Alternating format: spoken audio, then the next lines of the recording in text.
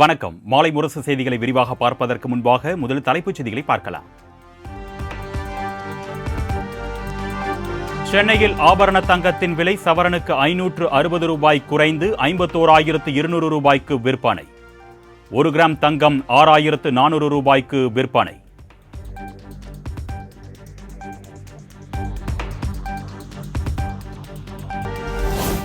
வங்கதேச முன்னாள் பிரதமர் ஷேக் ஹசீனா இனி அரசியலுக்கு திரும்ப மாட்டார். ஷேக் ஹசீனாவின் மகனும் தலைமை ஆலோசகருமான நஜீப் வஜீத் தகவல்.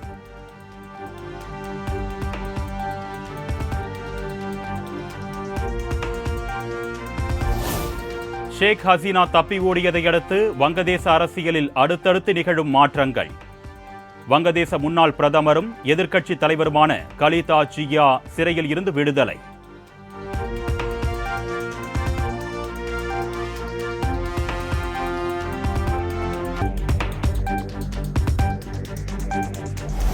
வங்கதேசத்தில் அசாதாரண சூழல் நிலவுவதால் திரிபுரா எல்லை வழியாக இந்தியாவுக்குள் வங்கதேசத்தினர் ஊடுருவ வாய்ப்பு. ஒருவர் கூட ஊடுருவ அனுமதிக்க மாட்டோம் என திப்ரா மோதா தலைவரிடம் மத்திய உள்துறை அமைச்சர் அமித்ஷா உறுதி.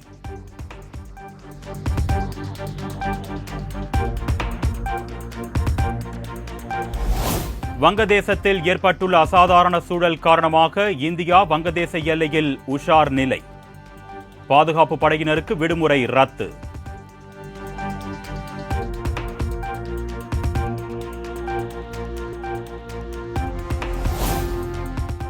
சென்னையில் தனியார் பள்ளிக்கு 9வது முறை வெடிகுண்டு மிரட்டல் விடுக்கப்பட்டுள்ள சம்பவத்தால் பரபரப்பு. டிஜிபி சங்கர் ஜிவால் பெயரில் போலி இமெயில் மூலம் மிரட்டல் வந்ததை அடுத்து காவல்துறையினர் தீவிர விசாரணை.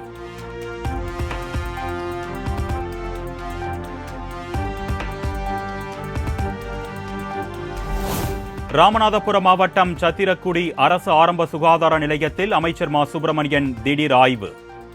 இதயம் காப்போம் திட்டத்தின் கீழ் உள்ள பயனாளிகளை தொலைபேசி மூலம் அழைத்து நலம் விசாரித்தார்.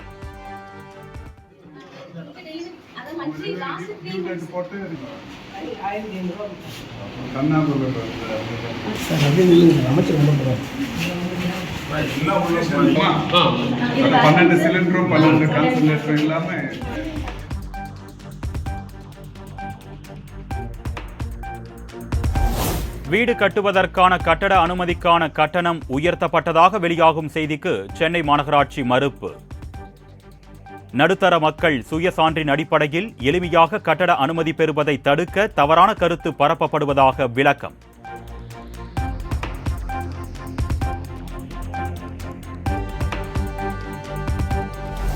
ஆம்ஸ்ட்ராங் கொலை வழக்கில் உண்மை குற்றவாளிகளை விரைந்து கண்டறிய கோரி பகுஜன் சமாஜ் கட்சி போராட்டம். சென்னை வள்ளுவர் கோட்டத்தில் வரும் 9ஆம் தேதி போராட்டம் நடைபெறும் என்று அக்கட்சியின் மாநில தலைவர் ஆனந்தன் அறிவிப்பு.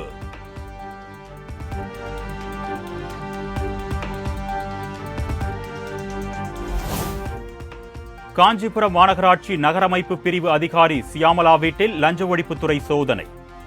வருமானத்திற்கு அதிகமான சொத்து சேர்த்த புகாரில் சோதனை.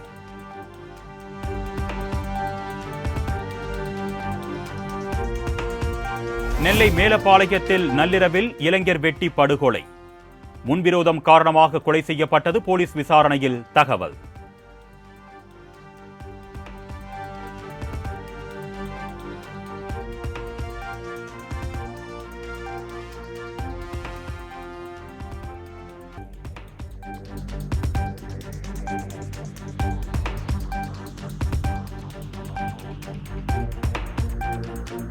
நெல்லை மாவட்டம் நாங்குநேரி அருகே 75 லட்சம் ரூபாய் கள்ள நோட்டுகள் பறிமுதல். காரில் வந்த 4 பேரை கைது செய்து காவல்துறையினர் தீவிர விசாரணை.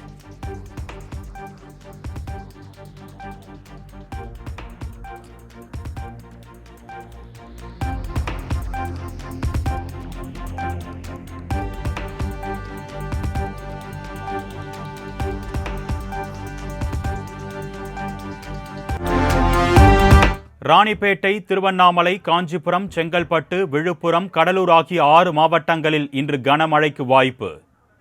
புதுச்சேரியில் ஓரிரு இடங்களில் கனமழை பெய்யக்கூடும் என்றும் சென்னை வானிலை ஆய்வு மையம் கணிப்பு.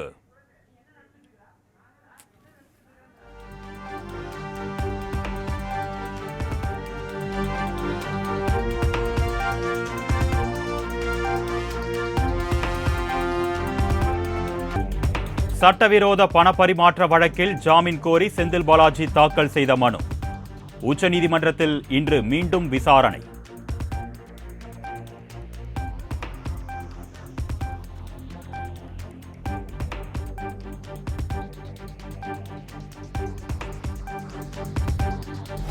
எல்லை தாண்டி மீன்பிடித்ததாக தூத்துக்குடி மீனவர்கள் 22 பேரை கைது செய்தது இலங்கை கடற்படை.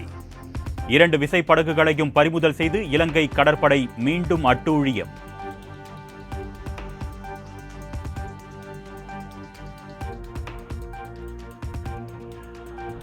மத்திய வெளியுறவுத்துறை அமைச்சர் ஜெய்சங்கருடன் அமைச்சர் அனிதா ராதாகிருஷ்ணன் இன்று சந்திப்பு. இலங்கை கடற்படையினர் சிறைப்பிடித்துள்ள தமிழக மீனவர்களையும் படகுகளையும் விடுவிக்க தூதரக ரீதியாக நடவடிக்கை எடுக்குமாறு வலியுறுத்த இருப்பதாக தகவல்.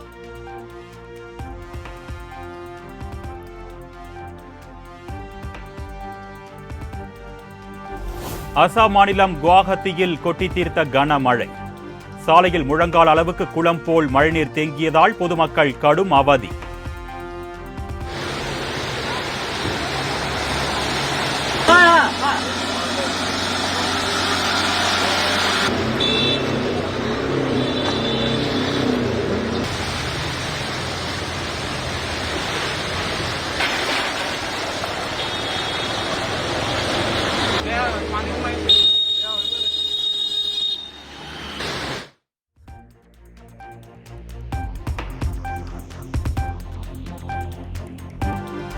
பாரிஸ் ஒலிம்பிக் ஈட்டி எறிதல் போட்டியில் இன்று களம் காண்கிறார் இந்திய வீரர் நீரஜ் சோப்ரா.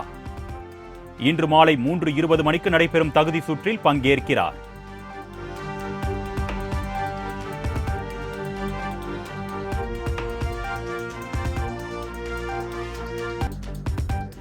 சென்னையில் தங்கலான் பட இசை வெளியீட்டு விழா கோலாகலம். நடிகர் விக்ரமுடன் செல்ஃபி எடுத்து மகிழ்ந்த சிறுவர் சிறுமிகள்.